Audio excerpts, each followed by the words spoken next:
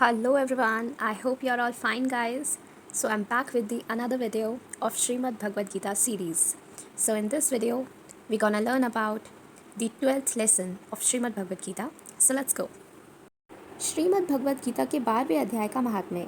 श्री महादेव जी कहते हैं, पार्वती, दक्षिण दिशा में कोल्हापुर नाम का एक नगर है जो सब प्रकार के सुखों का आधार, सिद्ध महात्माओं का निवास स्थान तथा सिद्धि प्राप्ति का क्षेत्र है। वह पराशक्ति भगवती लक्ष्मी का प्रधान पीठ है। संपूर्ण देवता उसका सेवन करते हैं। वह पुराण प्रसिद्ध तीर्थ भोग एवं मोक्ष प्रदान करने वाला है। वहाँ करोड़ों तीर्थ और शिवलिंग है। रुद्र गया भी वहीं है। वह विशाल नगर लोगों में बहुत विख्यात है। एक दिन कोई युवक पुरुष उस नगर में आया। वह कहीं का राजकुमार था। उसके शरीर का रंग गोरा, नेत्र सुंदर, ग्रीवा शंख के समान, कंधे मोटे, छाती चौड़ी तथा भुजाएं बड़ी बड़ी थी। नगर में प्रवेश करके सब और महलों की शोभा निहारता हुआ वह देवेश्वरी महालक्ष्मी के दर्शनार्थ उत्कंठित हो मणिकंठ तीर्थ में गया और वहाँ स्नान करके उसने पितरों का तर्पण किया। फिर महामाया महालक्ष्मी जी को प्रणाम करके भक्तिपूर्वक स्वत्वन करना आरंभ किया। राजकुमार बोला, जिसके हृदय में असीम दया भरी हुई है, जो समस्त कामनाओं को देती है तथा अपने कटाक्ष मात्र से सारे जगत की सृष्टि, पालन और संहार करती है, उस जगन माता महालक्ष्मी की जय हो।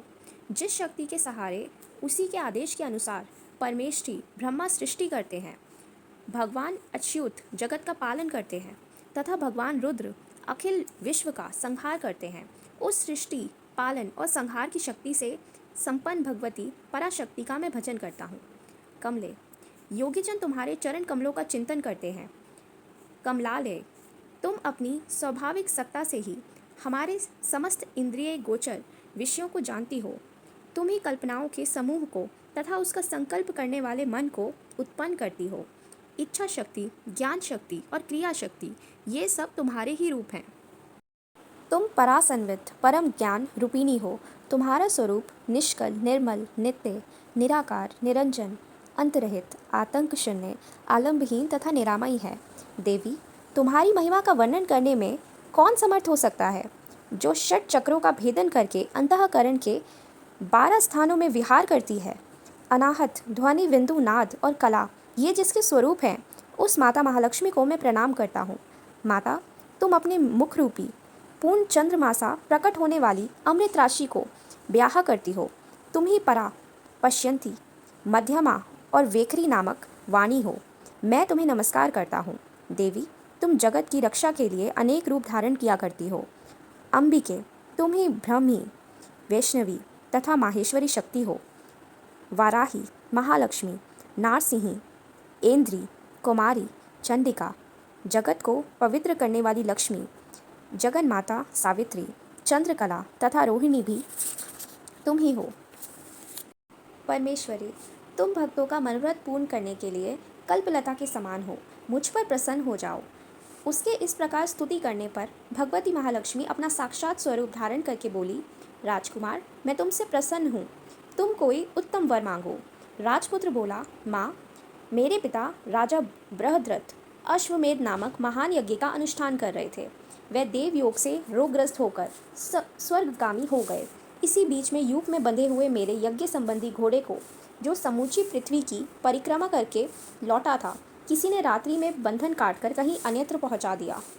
उसकी खोज में मैंने कुछ लोगों को भेजा था, किंतु वह कहीं भी उसका पता ना पाकर जब खाली हाथ लौट आए, तब मैं सब ऋत्विजों से आज्ञा लेकर तुम्हारी शरण में आया हूँ। देवी, यदि तुम मुझ पर प्रसन्न हो तो मेरे यज्ञ का घोड़ा मुझे मिल जाए, जिससे यज्ञ पूरा हो सके। तभी मैं अपने पिता महाराज का ऋण उतार सकूंगा। शरणागतों पर दया करने वाली जगत जननी लक्ष्मी, जिससे मेरा यज्ञ पूर्ण हो, वह उपाय करो। भगवती लक्ष्मी ने कहा, राजकुमार, मेरे मंदिर के दरवाजे पर एक ब्राह्मण रहते हैं, जो लोगों में सिद्ध समाधि के नाम से विख्यात हैं। वह मेरी आज्ञा से तुम्हारा सब काम पूरा कर देंगे। महालक्ष्मी के इस प्रकार कहने पर राजकुमार उस स्थान पर आए जहाँ सिद्ध समाधि रहते थे। उनके चरणों में प्रणाम करके राजकुमार चुपचाप हाथ जोड़ खड़े हो गए। तब ब्राह्मण ने कहा, तुम्हें माता जी ने यहाँ भेजा है। अच्छा, देखो, अब मैं तुम्हारा सारा अभीष्ट कार्य सिद्ध करता हूँ। यो कहकर मंत्रवेता ब्राह्मण ने सब देवताओं को वहीं खींचा। राजकुमार ने देखा, उस समय सब देवता हाथ जोड़ थर थर काँपते हुए वहाँ उपस्थित हो गए। तब उन श्रेष्ठ ब्राह्मण ने समस्त देवताओं से कहा, देवगण, इस राजकुमार का अश्व जो यज्ञ के लिए निश्चित हो चुका था, रात में देवराज इंद्र ने चुराकर अन्यत्र पहुंचा दिया है। उसे शीघ्र ले आओ। तब देवताओं ने मुनि के कहने से यज्ञ का घोड़ा लाकर दे दिया। इसके बाद उन्होंने उन्हें जाने की आज्ञा दी। देवताओं का आकर्षण देखकर तथा खोए हुए अश्व को पाकर राजकुमार ने मुनि के चरणों में प्रणाम करके कहा, महर्षि, आपका यह सामर्थ्य आश्चर्यजनक है। आप ही ऐसा कार्य कर सकते हैं, दूसरा कोई नहीं। ब्राह्मण, मेरी प्रार्थना सुनिए। मेरे पिता राजा बृहद्रथ अश्वमेध यज्ञ का अनुष्ठान आरंभ करके देवयोग से मृत्यु को प्राप्त हो गए हैं। अभी तक उनका शरीर तपाए हुए तेल में सुखाकर मैंने रख छोड़ा है। साधु श्रेष्ठ, आप उन्हें पुनः जीवित कर दीजिए। यह सुनकर महामुनि ब्राह्मण ने किंचित मुस्कुराकर कहा, चलो, जहाँ यज्ञ मंडप में तुम्हारे पिता मौजूद हैं, चले। तब सिद्ध समाधि ने राजकुमार के साथ वहां जाकर जल अभिमंत्रित किया और उसे उस शव के मस्तक पर रखा। उसके रखते ही राजा सचेत होकर उठ बैठे। फिर उन्होंने ब्राह्मण को देखकर पूछा, धर्म स्वरूप, आप कौन हैं? तब राजकुमार ने महाराज से पहले का सारा हाल कह सुनाया। राजा ने अपने को पुनः जीवन दान देने वाले ब्राह्मण को नमस्कार करके पूछा, ब्राह्मण, किस पुण्य से आपको यह अलौकिक शक्ति प्राप्त हुई है? उन्हें यूँ कहने पर ब्राह्मण ने मधुर वाणी में कहा, राजन, मैं प्रतिदिन आलस्य रहित होकर गीता के 12वें अध्याय का जप करता हूँ। उसी से मुझे ये शक्ति मिली है जिससे तुम्हें जीवन प्राप्त हुआ है। यह सुनकर ब्राह्मणों सहित राजा ने उन ब्रह्म ऋषि से गीता के 12वें अध्याय का अध्ययन किया। उसके महात्म्य से उन सब की सद्गति हो गई। दूसरे दूसरे जीव भी उसके पाठ से परम मोक्ष को प्राप्त हो चुके हैं। 12वां अध्याय। इस प्रकार भगवान के वचनों को सुनकर अर्जुन बोले, हे मनमोहन, जो अनन्य प्रेमी भक्तजन इस पूर्वोक्त प्रकार से निरंतर आपके भजन ध्यान में लगे हुए आप सगुण रूप परमेश्वर को अति श्रेष्ठ भाव से उपासते हैं और जो अविनाशी सच्चिदानंद घन निराकार को ही उपासते हैं, उन दोनों प्रकार के भक्तों में अति उत्तम योग वेदता कौन है? इस प्रकार अर्जुन के पूछने पर श्री कृष्ण भगवान बोले, हे अर्जुन, मेरे में मन को एकाग्र करके निरंतर मेरे भजन ध्यान में लगे हुए जो भक्तजन अतिशय श्रेष्ठ श्रद्धा से युक्त हुए मुझ सगुण रूप परमेश्वर को भजते हैं, वे मेरे को योगियों में भी अति उत्तम योगी मानने हैं, अर्थात उनको मैं अति श्रेष्ठ मानता हूँ। और जो पुरुष इंद्रियों के समुदायों को अच्छी प्रकार वश में करके मन बुद्धि से परे सर्वव्यापी अकथनीय स्वरूप और सदा एकरस रहने वाले नित्य अचल निराकार अविनाशी सच्चिदानंद ब्रह्म को निरंतर एक ही भाव से ध्यान करते हुए उपासते हैं, वे संपूर्ण भूतों के हित में रत हुए और सब में समान भाव वाले योगी भी मेरे को ही प्राप्त होते हैं। किंतु उन सच्चिदानंद निराकार ब्रह्म में आसक्त हुए चित्त वाले पुरुषों के साधन में क्लेश अर्थात परिश्रम विशेष है, क्योंकि देहाभिमानियों से अव्यक्त विषयक गति दुख पूर्वक प्राप्त की जाती है, अर्थात जब तक शरीर में अभिमान रहता है तब तक शुद्ध सच्चिदानंद निराकार ब्रह्म में स्थिति होनी कठिन है।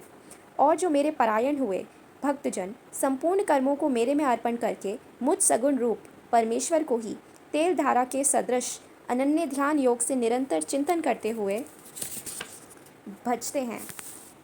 हे अर्जुन, उन मेरे में चित्त को लगाने वाले प्रेमी भक्तों का मैं शीघ्र ही मृत्यु रूप संसार समुद्र से उद्धार करने वाला होता हूँ।